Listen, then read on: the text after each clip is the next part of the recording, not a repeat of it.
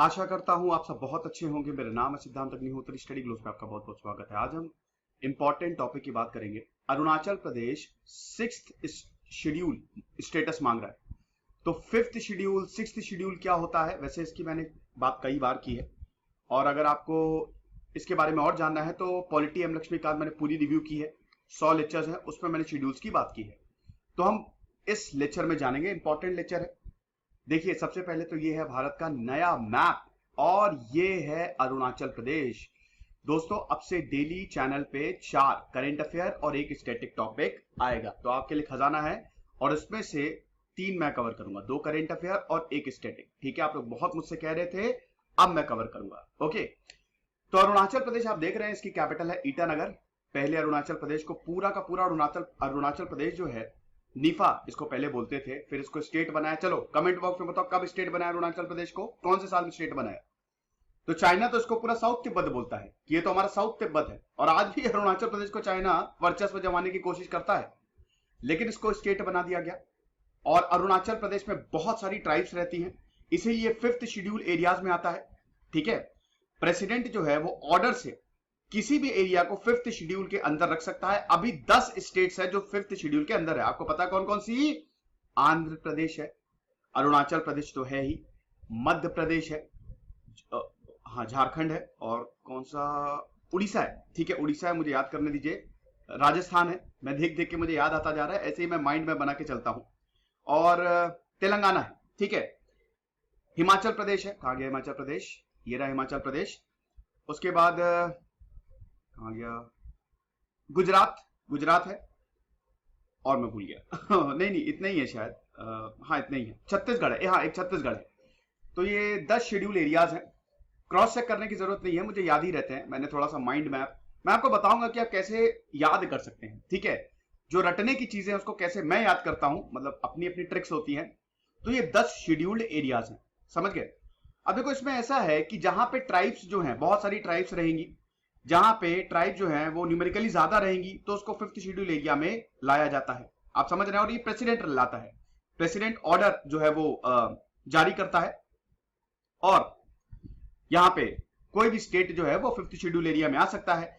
Basically जो groups communities है ना, उनको थोड़ी ताकत देने के लिए 5th शेड्यूल जो है वो रखा गया। ठीक है, शेड्यूल ट्राइब्स आपको पता ही है कि ये आर्टिकल 342 इसको 1950 में अडॉप्ट किया गया था। तो ये जो कम्युनिटीज है, ये जो ट्राइब्स है, ज्यादा हस्तक्षेप ना हो, इसलिए 5th शेड्यूल लाया गया। और भी बहुत सारे प्रोविजंस है, लेकिन फिलहाल हम 6th शेड्यूल पे आते हैं। तो अभी Arunachal Pradesh is a 5th schedule state. अब देखो, 6th शेड्यूल ज्यादा ताकतवर है। मैंने इसकी कई बार बात की है। जब आर्टिकल 370 हटा था, तो आर्टिकल 371 पे भी ये नॉर्थ ईस्ट स्टेट जो है ना, वो डर गए थे। उन्होंने कहा कि कहीं ऐसा ना हो कि आर्टिकल 371 पे भी चोट मारे। लेकिन अमित शाह ने सीधा बोल दिया, होम मिनिस्टर जो है हमारे, हम आर्टिकल 371 को छूने भी नहीं वाले। 6th शेड्यूल और आर्टिकल 371 है, ध्यान रखिएगा, 371A या फिर 6th शेड्यूल। छक्का मारा तो आपसे याद रखिएगा, जब भी छक्का पड़े 6th शेड्यूल याद आ जाना चाहिए आपको। समझ रहे हैं? जब भी आप मैच देख रहे हो ऐसे याद क्या करिए। तो अभी 6th शेड्यूल में कौन कौन से स्टेट आते हैं? आसाम, मेघालय, मिजोरम और त्रिपुरा। समझ रहे हैं? TMMA, आसाम, मेघालय, मिजोरम और त्रिपुरा। याद रख लीजिएगा, इसको रट लीजिए, कैसे भी ट्रिक्स बना लीजिए, लेकिन याद रखिए 6th शेड्यूल है। फिर से मेरे साथ रिपीट करिए, आसाम, मेघालय, मिजोरम और त्रिपुरा। यह सवाल इस बार पूछा जाएगा, बहुत इंपॉर्टेंट है। अब आपको पता ही है कि 6th schedule area autonomous district, अच्छा ये क्या होते हैं? जितने भी 6th शेड्यूल या फिर ट्राइबल एरियाज हैं, इनको ऑटोनॉमस घोषित कर दिया गया, दे आर ऑटोनॉमस डिस्ट्रिक्ट। आपको पता ही है कि नॉर्थ ईस्टर्न में क्या है ना, कि वहां पे ट्राइब्स बहुत बहुत बहुत ज्यादा है। ब्रिटिश जो है इन ट्राइब्स को कंट्रोल करते आ रहे हैं। जब भारत को कॉलोनाइज किया, फिर जब भारत आजाद हुआ, तो ये ट्राइब्स नहीं चाहते थे कि भारत सरकार इन पे कंट्रोल करे। अब भारत सरकार इन पे डायरेक्टली कंट्रोल नहीं करती है, इनको ऑटोनॉमी दी गई है। यहां पे बहुत सारी ट्राइब्स को ऑटोनॉमी दी गई है, जो कि 6th शेड्यूल के अंदर आते हैं, और इसको आर्टिकल 371A भी बोला जाता है। हालांकि आपको बता दूं कि आर्टिकल 371A नागालैंड में अप्लाई होता है, जो कि नागालैंड को स्पेशल स्टेटस देता है। तो 6th शेड्यूल की बात करें, इसमें क्या है सिक्स्थ शेड्यूल ऑफ द अगर हम कॉन्स्टिट्यूशन की बात करें तो actually it defines the administration of tribal areas. Assam, Meghalaya, Tripura, Mizoram जो ट्राइबल पॉपुलेशन के राइट्स है ना, उनको ये प्रोटेक्ट करते हैं। ये कौन से आर्टिकल में आता है? Article 242 part second, 275 part first. समझ रहे हैं?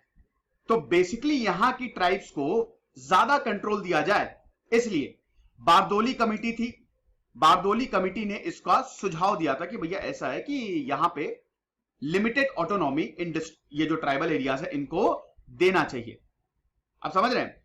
अभी 10 ऑटोनॉमस डिस्ट्रिक्ट हैं। मेघालय, आसाम, त्रिपुरा और मिजोरम की बात करें तो टोटल 10 ऑटोनॉमस डिस्ट्रिक्ट हैं, जिसमें से 3 आसाम, मेघालय और मिजोरम और 1 त्रिपुरा में है। समझ गए? मेघालय की बात करें तो खासी हिल्स जो है, बहुत इंपॉर्टेंट खासी ट्राइब है ना, वो ऑटोनॉमस डिस्ट्रिक्ट काउंसिल है। जैंतिया हिल्स जो कि मेघालय में आती है, वो ऑटोनॉमस डिस्ट्रिक्ट काउंसिल है। गैरो हिल्स मेघालय में पूरा हिली एरिया है। भाई देखो, पहाड़ों पे ट्राइब्स मिलती है ना, और इन ट्राइब्स के नाम पे ही तो पहाड़ रखे गए। ठीक है, अब इनको पूरी फ्रीडम दी गई है। ऑटोनॉमस डिस्ट्रिक्ट काउंसिल्स की हम थोड़ी बात कर लेते हैं। क्यों अरुणाचल प्रदेश मांग रहा है सिक्स्थ शेड्यूल का स्टेटस, ये आपको अभी इसी में पता चल जाएगा। फिफ्थ शेड्यूल में इतनी फ्रीडम नहीं है आपको, लेकिन सिक्स्थ शेड्यूल में आपको पूरी फ्रीडम है।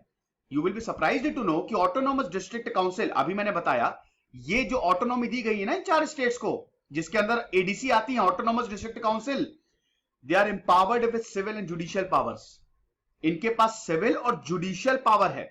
यहां तक कि ये कानून भी अपना बना सकते हैं, जमीन को लेके, फॉरेस्ट को, जंगल को लेके, फिशरीज को लेके, सोशल सिक्योरिटी को लेके गवर्नर का अप्रूवल चाहिए होता है हर चीज में। इस तरीके की कोई काउंसिल बनेगी, अरे आई एम रियली सॉरी, तो उसमें गवर्नर का तो आपको अप्रूवल चाहिए ही होगा। तो गवर्नर का अप्रूवल लेके ये कानून तक बना सकते हैं। ठीक है, ये इंपॉर्टेंट है। State legislature may not be levied in these regions. जब तक प्रेसिडेंट नहीं चाहेगा तब तक यहां पे स्टेट लेजिस्लेचर्स भी नहीं हो सकती। ठीक है, बहुत इंपॉर्टेंट है। हालांकि ये सब गवर्नर के ही अंडर आता है, गवर्नर का पूरा कंट्रोल रहता है। ऐसा नहीं है कि एग्जीक्यूटिव अथॉरिटी के बाहर है। ऑटोनॉमस डिस्ट्रिक्ट काउंसिल का मतलब ये थोड़ी ना है कि पूरी ऑटोनॉमी दे दी, नहीं। जो कंट्रोल रहता है वो सेंटर का ही, गवर्नर का ही रहता है। एग्जीक्यूटिव अथॉरिटी है, लेकिन यहां पे 2 लोगों के पास, एक गवर्नर के पास आपको अप्रूवल गवर्नर से लेना पड़ेगा और गवर्नर फिर प्रेसिडेंट से पूछेगा, और ऑटोनॉमस डिस्ट्रिक्ट काउंसिल के पास तो ये ताकत है ही है। गवर्नर के पास क्या ताकत है? गवर्नर एरिया को इंक्रीज और डिक्रीज कर सकता है, और नाम भी चेंज कर सकता है, और डिफाइन कर सकता है बाउंड्रीज के, और डिस्ट्रिक्ट को सेवरल ऑटोनॉमस रीजन्स की, सब मैं बता चुका हूं, उसमें भी डिवाइड कर सकता है। ठीक है, ऑटोनॉमस डिस्ट्रिक्ट काउंसिल्स की बकायदा कॉम्पोजिशन है, 30 मेंबर से ज्यादा नहीं होने चाहिए। 4 नॉमिनेट किए जाते गवर्नर द्वारा, और जो बाकी 26 उसको इलेक्ट किया जाता है, यानी कि इलेक्शंस भी होते हैं। ठीक है, डेमोक्रेसी है ऑटोनॉमस डिस्ट्रिक्ट काउंसिल, समझे? तो इतनी ज्यादा जब फ्रीडम है, इतनी ऑटोनॉमी है, इनडायरेक्ट कंट्रोल है, तो इसीलिए अरुणाचल प्रदेश चाह रहा है कि उसको 6th स्टेटस मिल जाए। ठीक है, 6th शेड्यूल स्टेटस उसको मिल जाए। अब आर्टिकल 371 की भी थोड़ी बात कर लेते हैं। अब एक्चुअली में नागालैंड में आर्टिकल 371 जो है वो अप्लाई होता है। सरकार जो है, जो स्टेट लेजिस्लेटिव असेंबली है, मैंने बताया ना कि डिस्ट्रिक्ट काउंसिल में ज्यादा असेंबली का रोल नहीं होता है, इनकी खुद की ऑटोनॉमी होती है। नागालैंड की बात करें तो आर्टिकल 371 के तहत जो नागास की रिलीजियस और सोशल प्रैक्टिसेस है, उसमें सरकार हस्तक्षेप नहीं करेगी। नागास के जो कस्टमरी लॉज है, प्रोसीजर है, नागालैंड में इंग्लिश चलती है, क्योंकि वो पूरा ब्रिटिश के अंदर था, बहुत पहले से उन्होंने कंट्रोल करके रखा हुआ था, और भारत सरकार को वहां पे जाने ही नहीं दिया। मतलब जो कांग्रेस थी वहां तक पहुंची नहीं थी। फिर जब आजाद हुआ भारत, तब वहां पे जब पहुंचे, और नागा और इंडियन स्टेट की कॉन्फ्लिक्ट भी काफी टाइम से चली आ रही है, अब जाके सब कुछ रिजॉल्व हो रहा है ना, नागा पीस अकॉर्ड जिसको हम बोल रहे हैं। तो Naga customary law and procedure, जो इनके कस्टम्स है, ट्रेडिशंस है, उसमें सरकार हस्तक्षेप नहीं करेगी। सिविल और क्रिमिनल जस्टिस जो है, जो नागा कस्टमरी लॉ से डील करते हैं, उसमें सरकार हस्तक्षेप नहीं करेगी। Owner and transfer of land, सबसे इंपॉर्टेंट, उसमें भी सरकार हस्तक्षेप नहीं करेगी। आप समझ रहे हैं? तो ये चीज है। इसमें पार्लियामेंट के एक्ट्स आर्टिकल 371 में अप्लाई नहीं होती। इसीलिए जब 370 हटाया था ना, तो हाथ पांव फूल गए थे नागालैंड के, कि ऐसा ना हो कि कहीं 371A भी चला जाए। तो ये 6th शेड्यूल और 371A मैंने आपको बहुत अच्छे से समझा दिया। तो आई होप आप आसानी से समझ गए होंगे। खुश रहिए, पढ़ते रहिए। इधर से सिद्धांत अग्निहोत्री साइनिंग ऑफ।